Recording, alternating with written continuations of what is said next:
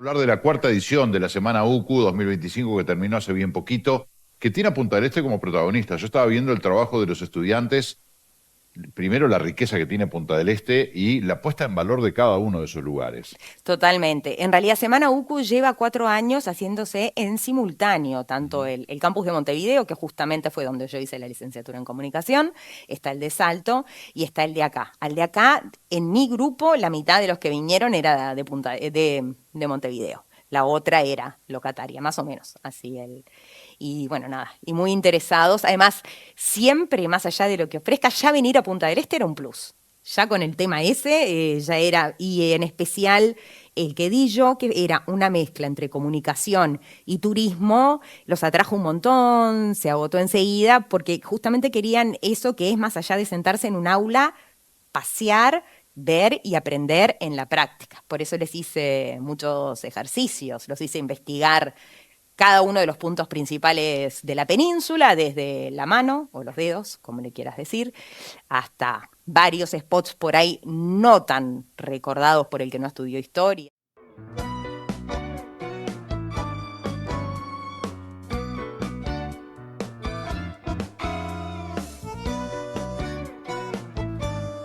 11 menos cuarto de la mañana, estamos en vivo a través de Canal 11 de Punta del Este y ya le damos la bienvenida a nuestra primera invitada, como les habíamos adelantado, es Karina Fossati, ella es docente de la Universidad Católica del Uruguay. Bienvenida a la mañana del 11.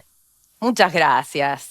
Nada, Un gusto. feliz de estar acá, un Un gusto que gusto. nos acompañes. Sí. Y vamos a hablar de la cuarta edición de la Semana UCU 2025 que terminó hace bien poquito, que tiene a Punta del Este como protagonista. Yo estaba viendo el trabajo de los estudiantes, primero la riqueza que tiene Punta del Este y la puesta en valor de cada uno de esos lugares. Totalmente. En realidad, Semana UCU lleva 4 años haciéndose en simultáneo, tanto Ujú. el campus de Montevideo, que justamente fue donde yo hice la licenciatura en comunicación, está el de Salto y está el de acá. Al de acá, en mi grupo, la mitad de los que vinieron era de Montevideo. La otra era locataria, más o menos, así y bueno, nada, y muy interesados. Además, siempre más allá de lo que ofrezca, ya venir a Punta del Este era un plus. Ya con el tema ese, ya era, y en especial el Quedillo, que era una mezcla entre comunicación y turismo, los atrajo un montón, se agotó enseguida, porque justamente querían eso que es más allá de sentarse en un aula, pasear,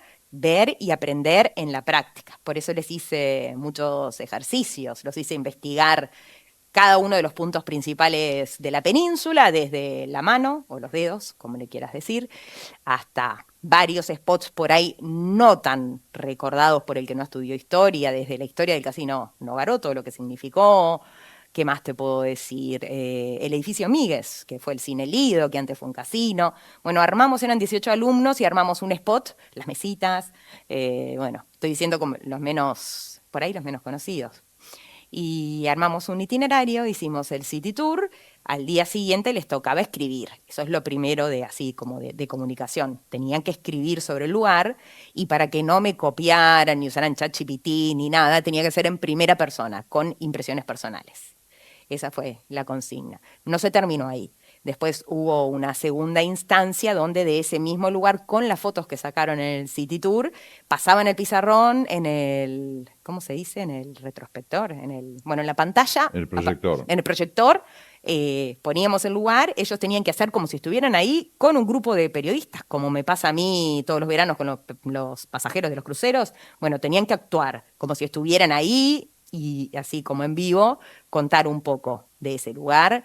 Ahí también era un momento como para enseñar un poquito de técnicas de cómo pararse, usar las manos o no, usar tonos de voz graduada. Bueno, esas pequeñas técnicas es muy cortito, ¿no? Uno para hacer eso profesionalmente le lleva mucho tiempo.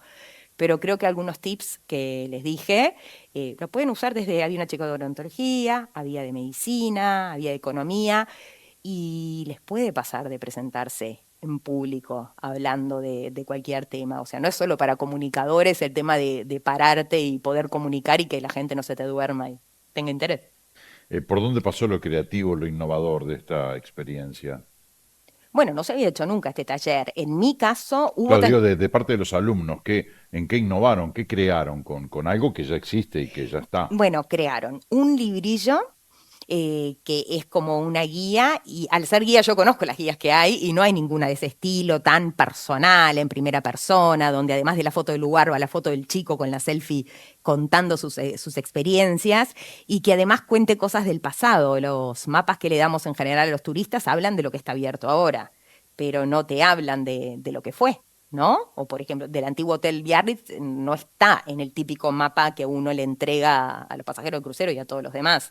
Este incluía cosas patrimoniales para visitar, no las que estaban demolidas, porque ahí ya era, ya como que no sé, pero sí elegí las que estaban en pie, como te decía, Ahí estamos viendo, por ejemplo, el tema de los dedos, Sí, miren, que ahí casi no está regaló, el material que preparamos, con le la diría foto del folleto, pero estudiante más bien es un librillo. y la descripción, claro. Sí. Esa descripción que vemos está toda hecha por cada estudiante. Exactamente, exactamente. Ellos lo hacían, corregían un poco conmigo, ahí yo recordaba mis épocas de redacción de cómo hicieron para enseñarme a mí a escribir, que sentado al lado, analizando palabra por palabra, o sea, no es, más o menos intenté replicar lo que tuve la ayuda de grandes que me lo enseñaron a mí, mostrándoles, bueno, ¿y no te parece mejor esta palabra? Aplicando bien como clases que uno hace en periodismo, aunque comprimidísimo, ¿no? Y creamos ese producto, tengo que agradecer. El programa tenía algo que se llama facilitadores, alumnos que vendrían a ser, yo diría asistentes, pero es una palabra que queda corta, es mucho más. Y tuve la suerte que en el diseño mi facilitadora, Pía, una genia total, con toda esa noción además muy moderna de saber utilizar, como saben con la tecnología ellos, ¿no? El tema de diseño. Y la otra innovación para ellos también era luego esa historia transformarla en un lenguaje oral, que sabemos que no hablamos como escribimos, y pasar al frente a comunicarlo. Sigue siendo un desafío eso, pasar al frente de una clase a hablar. Por el tema de la oratoria, hablar en público. De repente a mí, que hace muchos años que trabajo en televisión, me pasa que cuando hablo frente al público es distinto que hablar en cámaras, que seguramente le estamos llegando a mucha más gente que la que puede haber en un auditorio. Sin embargo, el hablar en público es intimidante per se, ¿no? Es que no sé si te pasará a ti eso. Nosotros ahora estamos acá y es como si estuviéramos solos, o cuando estoy en radio, sí, le hablo a la gente, pero es como estar solo. Y sin embargo, ante un público, 15 personas, o sea, ya es un público. O sea, en mi caso eso sería comunicación personal, no masificada, ¿no? En mi caso no lo saqué tanto del periodismo, o sea, lo ejercité siendo guía. O sea, había dado charlas en público, pero lo ejercité, hoy le perdí el miedo siendo guía. Pero sí, siempre está eso, porque no es lo mismo el que mira y eso que las caras. Podés poner una cara de empatía o una cara de que estás reaburrido. Uno tiene que ir todo el tiempo pivoteando cómo entretener, cómo ver, hablar más de un tema si la gente está interesada, cambiar de tema si ves que no. Es un desafío hablar en público. Yo en una sesión les di un par de tips. O sea, no sé, yo para aprender eso, yo tuve taller con Gustavo Rey, un año en la Católica, cuando estudiaba allá en Montevideo. Y bueno, en realidad es algo para estudiar mucho más. Los nervios para mí nunca se pierden. Yo leo las entrevistas de los actores y ellos también hablan de los nervios ante las funciones. Entonces creo que no se pierden, pero sí uno puede hacerlo mejor. Siempre se dice que el día que pierdas esa sensación o esos nervios previo a hacer algo, es porque ya como que no está, porque además creo que pasa en todas las actividades, le pasa a un jugador de fútbol antes de salir a un partido, por más que tenga experiencia, siempre esos nervios previos, actores y actrices que tienen de repente años arriba de los escenarios y siempre antes de la función tienen ese medito, ese nervio, bueno, quienes trabajan en los medios también, o sea que como que esa es la clave de que todavía la pasión está viva, ¿no? De que el día que eso no te pase, ya como que no tiene Ya sentido como que tenés hacerlo. que empezar a mirar a otro lugar donde haya nuevos desafíos porque estás cayendo en una rutina no positiva. O sea, la Claro. rutina positiva es cuando vas haciendo cosas, pero tenés esa adrenalina, eso estar vivo. Y sí, y bueno, También está la rutina no positiva, que es cuando sabes que lo vas a hacer y no te pone nada nervioso. Eso es una rutina negativa, ¿no? Que exacto, muchas veces pasa. también. ¿Cómo evalúan ustedes el trabajo de los estudiantes o cómo lo evalúas tú? ¿Estuvo bueno? ¿Quedaste conforme? ¿Te pareció que aplicaron los conocimientos enseñados? Súper. Bueno, tengo que aclarar que esta semana UCUM se hace corta el segundo semestre, y los talleres son muy variados, pero cumplen 4 pilares que la universidad espera desarrollar en los alumnos, ¿no? Desde lo que es visión de mundo, por otro lado también el ser emprendedor, etcétera. Este tenía mucho que ver con visión de mundo, porque a través de mirar Punta del Este también estábamos mirando el turismo y eso nos ayudaba también a meternos en el mundo. ¿Cuál era la pregunta que me perdí? De cómo evaluaron ustedes el ¿Cómo trabajo lo que evaluamos? hicieron. Sí. En mi caso concreto, porque cada tallerista tenía diferentes maneras. Claro. En mi caso se evaluaba, bueno, presencia ni que hablar, o sea, el tema de las faltas, eso empezando ni que hablar. Luego se evaluaba la escritura, que escribieran allí está, para el boceto, para el librillo, y que hicieran la presentación. Como tenía un grupo muy variopinto de cualquier carrera, no los podía estar evaluando como comunicadores de cuarto año, que de repente ahí sí me dicen una muletilla y ya pierden puntos. No, aquí no podía. Qué Era, exigente, mucha exigencia de tu parte, no, ¿no? no, no la tuve, no la tuve. No, no, pero digo que decís que en otro ponían una muletilla y ya con eso perdían. Bueno, no sé Es si fuerte, perdían, ¿no? bajaban un punto. No, o sea, yo Pero también bajar soy, puntos por una muletilla, ¿sí? en este curso no, porque no son especialistas en comunicación, son chicos que están experimentando. Pero ya con experiencia, sí, una muletilla es como tarjeta amarilla. Bueno, yo cuento un caso que se los intenté enseñar, pero claro, es la primera vez que hablan y es algo, a ver, yo tengo años de comunicación y a veces sigo con la muletilla de le, que me critican, me dice, para de decir, pero cuesta, ¿no? Entonces no les puedo a ellos que recién están empezando y que son de otras carreras bajarles puntos por eso. Pero, por ejemplo, les dije, no me empiecen a dar un discurso diciendo, bueno, y lo corregí Y una vez, lo utilizar, corregí 2 veces y después dije, bueno, está, listo, que lo hagan, están y utilizar la practicando. palabra nada. No me pasó tanto, o si Pero me pasó desapercibida. ¿entendés a qué me refiero, no? Cuando de repente están hablando y decís, bueno, ¿qué te pareció Punta del Este? Nada, que Punta del Este es divino. Sí, Que sí. meten el nada, que digo, pero ¿cómo puedes empezar hablando diciendo nada? Además de que para mí no pega en ninguna parte de la Sí. oración ¿Y meter. el no para un sí? ¿Y tal cosa? No, estuvo Sí, buenísimo. sí. Digo, no estuvo buenísimo. Pero concretamente el del bueno, voy al caso, porque claro, empezaban al primero y no corregía, al segundo, después un momento digo, bueno, son chicos que están experimentando, vamos a dejarlos. O sea, obviamente sí, les hablé, porque es algo que he estudiado, cómo no empezar un discurso, y dije que esa no era una manera. Tampoco eso de, viste que cuando vas a un discurso y los primeros 5 minutos se dedican a agradecer a todos los presentes, a agradecer de que me hayan invitado y a fulano que está ahí, Y a las autoridades menganos que que hicieron está ahí, a posible todas las esto, fulano, mengano, autoridades. sultano, esto trabajamos en equipo, quienes no están aquí, que son fulano, mengano y sultano, sí. Exacto. Para el Eso está público no hay mal, nada. es peor, es una No quiero masa. decir que esté mal, es aburrido y saca la atención del ¿Y oyente. el protocolo, cómo hace con el protocolo? Porque hay un protocolo que indica que debe ser así, aunque el protocolo por lo general es aburrido, ¿no? Porque Sí. es acartonado, medido, cronometrado. Bueno, uno no se debe acartonar y debe conversar a veces como para ver y de repente le mostrás el discurso que tenés armado a ver si puede ser. Por ejemplo, tienen sus picos y bajadas, los discursos, entonces si es necesario, yo prefiero decirlo mano a mano sin la cámara, o sea, sin estar en el estrado, agradecer antes, pero tal vez se puede meter en el medio, en un momento medio que querés bajar el ritmo para que la gente procese todos los datos y después retomas con algo, pero siempre hay maneras de empezar mucho más interesantes. Una pregunta retórica, un dato numérico, digo un par, porque hay miles, un dato numérico que nadie se imaginaba y que te impacta. Sí, una pregunta retórica a la gente y que la gente se quede pensando. Bueno, hay miles de estrategias para eso. Hoy con el tema de las redes estaba viendo que en un reel si no capta la atención en 3 segundos la gente lo cambia.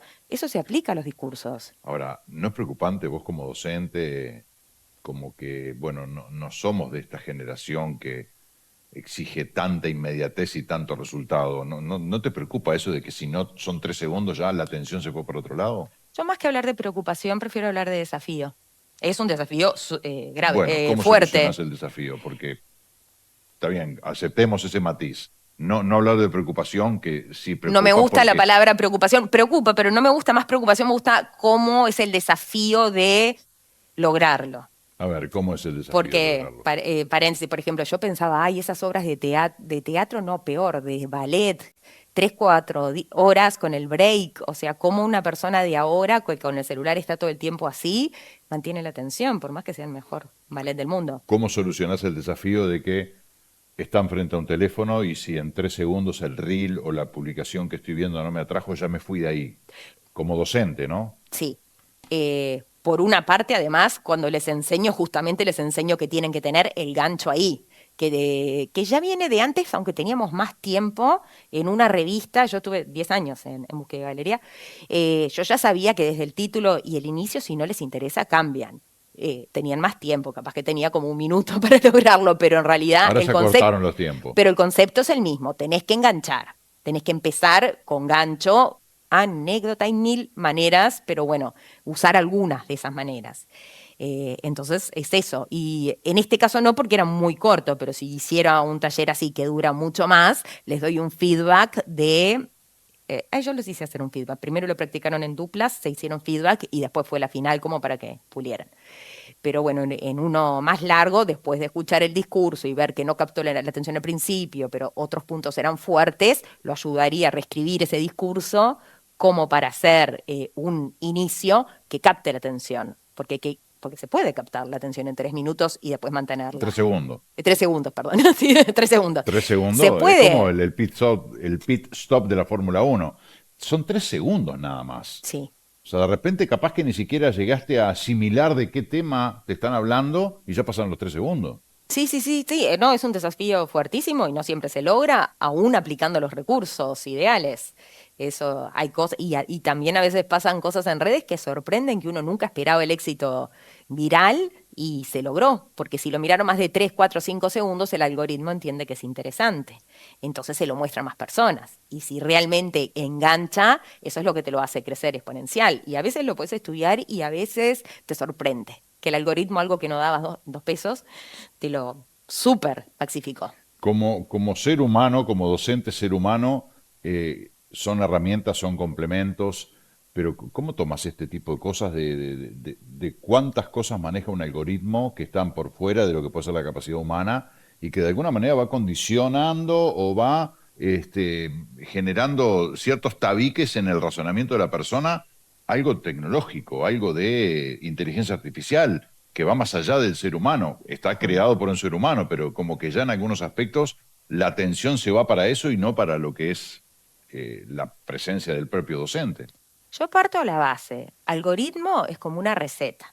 Es un protocolo de paso a paso que va a decir, si ahora el ejemplo lo voy a tirar porque no es que sepa tanto de programación, pero te va a decir, si en los primeros 5 minutos lo vieron durante más de X segundos, si hubo X likes, esto significa interés, aumentará tanto. Por ejemplo, así como va a decir otro montón de cosas con la publicidad, etcétera. Y bueno, cómo manejarlo, además cambian. Hay cosas que funcionaban perfecto hace 3 años y ahora no. Hay cosas que sí, van cambiando todo el tiempo. Uno de los temas, es una de las cosas más difíciles de la comunicación, trabajar en redes porque cambian todo el tiempo. La dinámica. Uno nunca cambian las funcionalidades, cambia lo que funciona y lo que no funciona. El propio algoritmo va cambiando cosas. Eh, y bueno, uno lo maneja tratando de ayornarse lo máximo posible. También hay mucho ensayo y error, pero en lo posible es importante no solo probar uno, sino además seguir a los que están en el área. Y bueno, y ver un poco lo que ellos están detectando. En este caso, y volviendo a la semana UCU, también despertar el interés de los estudiantes con estas propuestas que capaz que dejan afuera un poco toda esta tecnología y esta inmediatez y todo lo que es el scrollear, el pasar el dedo permanentemente por la pantalla y ponerse a investigar, ponerse a leer, ponerse a escribir, prácticas que de repente están, no digo cayendo en desuso, pero siendo menos utilizadas, ¿no? Sí, porque estoy pensando, lo único que les hice en una segunda salida que hicimos, que esa fue más a un museo, Molino de Guillot, otra área que es bastante cercana al campus. Ahí les pedí, sí, la consigna filmar, luego veríamos qué hacer con ese material. Por ahí tiene más que ver con algo que hacen ahora, pero no es que les haya pedido que subieran stories ni nada, era solamente la parte de registro, no estaba esa segunda parte que generalmente se hace, que es la de edición y subir. Algunas cosas, bueno, igual llevar un notebook era requisito entonces ahí no tanto el celular, era requisito porque había muchas veces que había un ejercicio que exigía buscar material. Por ejemplo, para prepararse para el Caminatour, que era el martes, el lunes ya fuimos asignando quién se iba a encargar de cada atracción, buscando material en internet, no era el celular, pero bueno, la tecnología debe ser una aliada, ChatGPT debe ser como si fuera nuestro asistente. Igual al día de hoy muchas cosas que uno le pide se equivoca, entonces yo a veces digo, bueno, es como un pasante que recién Lo que pasa empieza. es que la información que le des al chat GPT para que te devuelva es clave, ¿no? Si vos no sabes perfilar lo que querés saber, si no le das la información acertada, precisa y orientada hacia lo que vos querés, de repente la respuesta puede estar más lejos de lo que vos precisás, ¿no? Esa es Depende una. mucho de lo que le da a la Esa es persona. cierto, pero es solo una. Está la otra, me acuerdo haber escuchado a Nicolás Jodal decir que delira, que es verdad, a veces como que no te quiere decir que no tiene la información y te dice algo que no es correcto. Por eso, así como hace 10 años nos decían todo bien con Wikipedia, pero no le creas, solamente usalo de base y chequeá. Hoy yo te digo eso con ChatGPT, yo lo recontra uso. Siempre, tal vez la formación periodística, chequeo. Porque ha habido, no sé, te podría decir que una de cada 3 o una de 4 veces estuvo mal lo que me devolvió. Entonces hay que estar muy, muy atento. Entonces, por eso es que pienso, o al menos que evolucione muchísimo, que no nos va a sustituir. Nosotros seguimos siendo como el editor de un diario y ya te digo, ChatGPT sigue siendo como un pasante que a veces le emboca y a veces le erra. Esto recién empieza, Karina. Sí, sí, hay que ver cuánto tiempo le llevará. Hay que ver, claro, cuánto tiempo le llevará el desarrollo que está viendo la inteligencia artificial, ¿no? Que en algún punto ya han manifestado algunos encumbrados creadores de esta tecnología de que nos va a igualar y nos va a superar. O sea que esto es un desafío en movimiento permanente y lo que estamos hablando hoy, seguramente si nos entrevistamos después del verano, ya va a haber otras realidades, ya va a haber otras mutaciones y que hay que ir rápidamente asimilándola y más en la docencia, ¿no? Sí, sí, sí. Para los docentes y para los estudiantes. Para utilizarlo en docencia, para utilizarlo cuando uno está haciendo la producción periodística, que uno quiere asegurarse y uno no puede equivocarse en ciertas fechas y datos porque no...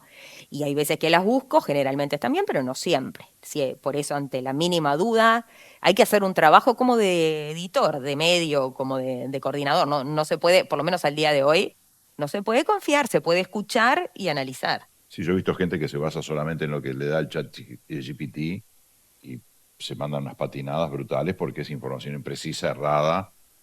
O sea que tampoco es que, bueno, lo que me diga el chat GPT es santo y seña y tomo eso y salgo a la vida con eso. Es una fuente de información importante porque lo que tiene es que en segundos consulta una cantidad de fuentes que nosotros ir una por una nos llevaría un montón.